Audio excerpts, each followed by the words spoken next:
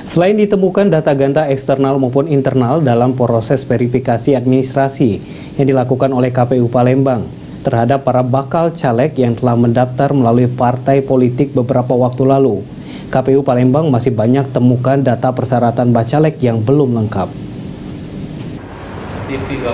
Kapan tes lagi, Kak? Bukan hanya ditemukan pemilih ganda baik itu di internal maupun eksternal.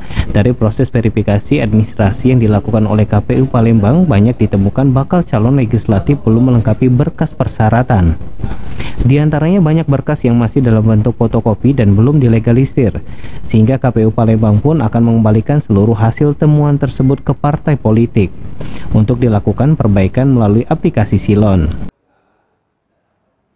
Banyak ditemukan yang memang dokumen persyaratan belum lengkap, seperti misalnya ijazah SMA atau sederajat itu masih menggunakan fotokopi, belum dilegalisir.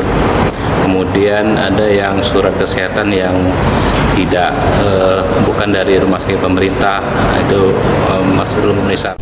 Disampaikan oleh M. Joni, proses pemeriksaan hasil verifikasi administrasi ditargetkan selesai dalam waktu dekat.